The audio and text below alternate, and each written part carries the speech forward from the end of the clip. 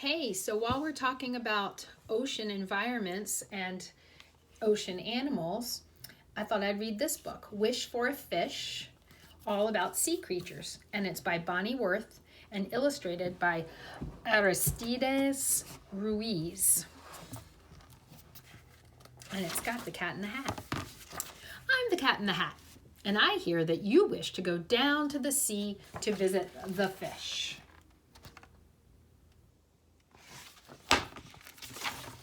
So please climb aboard SS Undersea Glubber.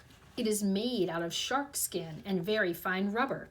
It will take us down deep, deep down under the sea. We will start at the top and go deep as can be. The top parts are sunny. The bottom parts are black. We'll go to the bottom and then we'll come back. Sunny zone, twilight zone, dark zone, abyss. The trench at the bottom you won't want to miss. So even though these are fictional characters and he's doing something that's impossible in his little shark skin machine, these are the layers of the ocean. So some creatures live up near the top where they can see the sun. And then as you go deeper, it gets what? Darker. So the animals have to have different adaptations. Sunny zone, sea level to 660 feet. The sunny zone is where our sea visit starts. Most of our sea life is found in these parts. The law of the sea is the same as on land. I'll call it the food chain so you'll understand. Big fish eat smaller fish, and so on until you get down to one of the tiniest, krill. And these little dots down there represent krill, and krill are tiny little animals that are eaten by some fish and also some whales. If you're wishing for fish, there are lots of them here. We see herring and mackerel swimming quite near.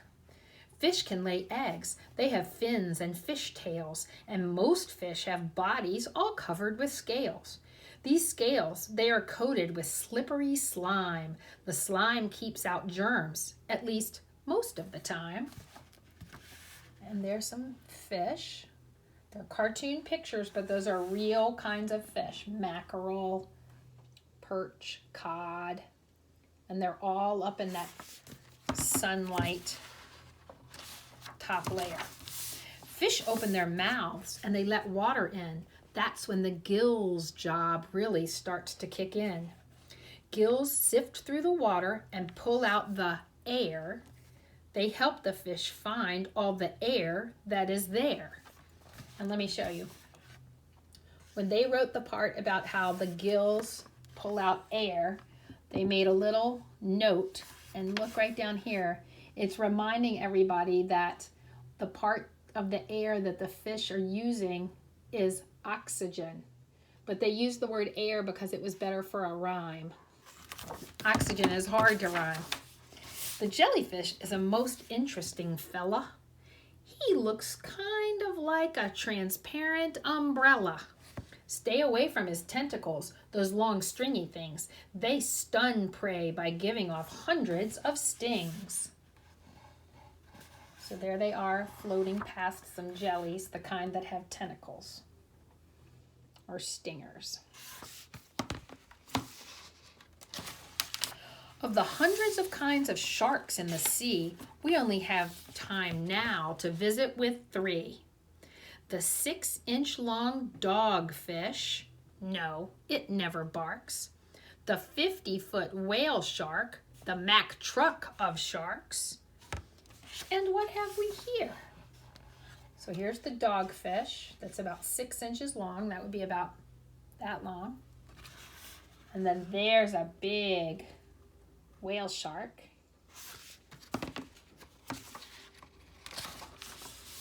It is called the great white for its white belly, great teeth, and great big deep bite. A shark grows its teeth in neat rows in its face. When the front rows wears out, The next row takes its place. Shark bodies are made of the same kind of stuff as your ears and your nose. That's what makes them so tough. The stuff is called cartilage. It folds and it bends, and when it is torn, the cartilage mends. So there's the great white, and the Cat in the Hat is showing us its teeth.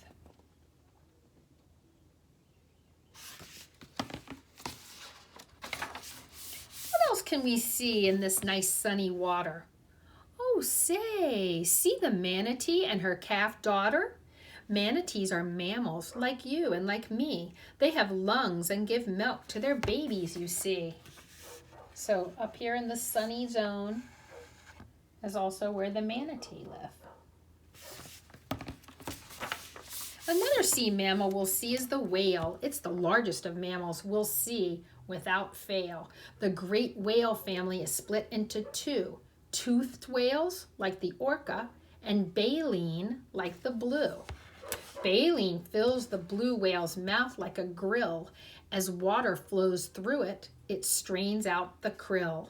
The blue whale weighs tons, maybe 90 or more. It's bigger than even a big dinosaur.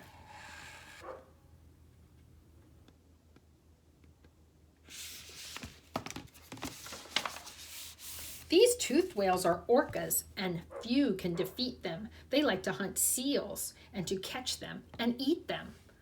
The narwhal's one tusk sticks out like a horn. It looks so much like a one-horned unicorn.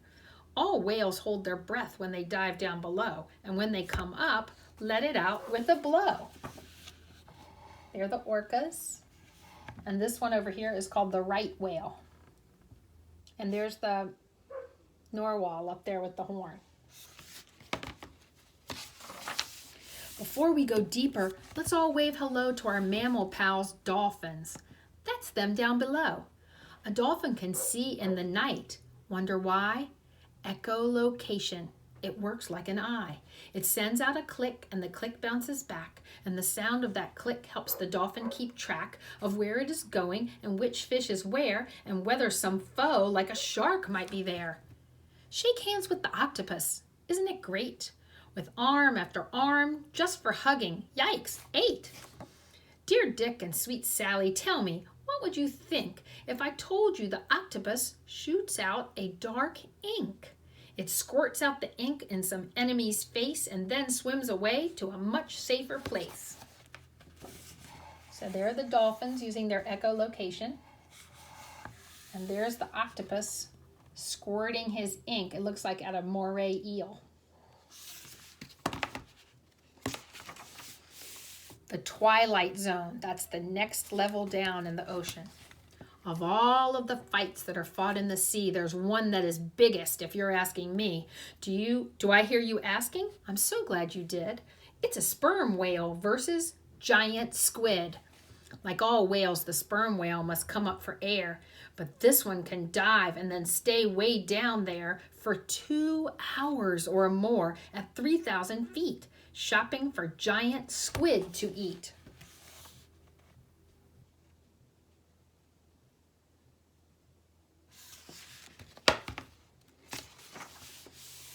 The dark zone, that's the next layer down. 3,300 to 13,200 feet. Get out your flashlights. It's dark way down here, and the fish are beginning to look very queer. The gigantua and the big mouth eel, the whip nose, which comes with its own rod and reel. Down here it is always as black as the night. So many fish here have their very own light. They use it to locate a mate or some prey. Food hunting is hard, like this, day after day.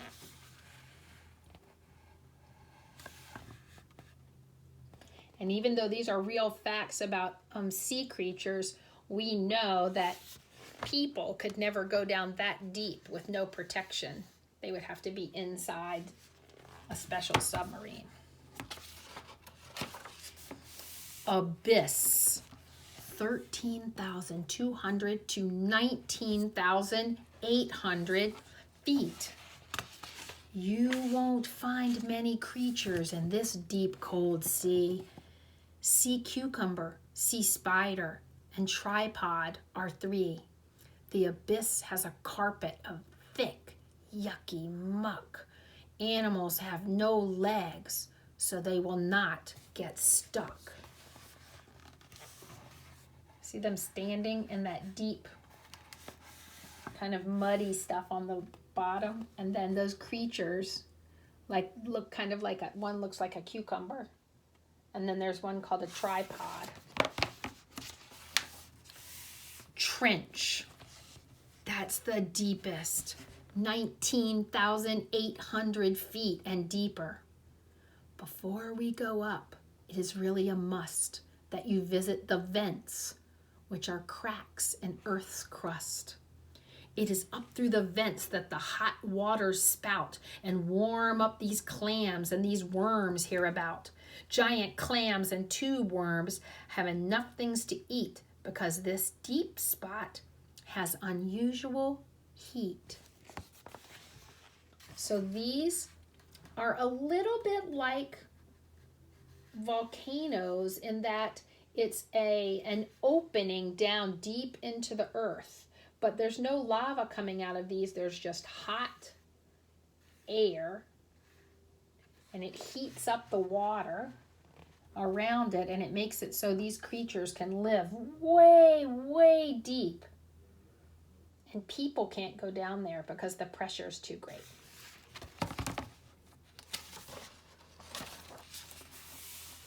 Oh, say, can you see by my undersea clock? It is time the fair Glubber got back to the dock. And now that our trip below sea is all done, I will bet that you two have a wish for some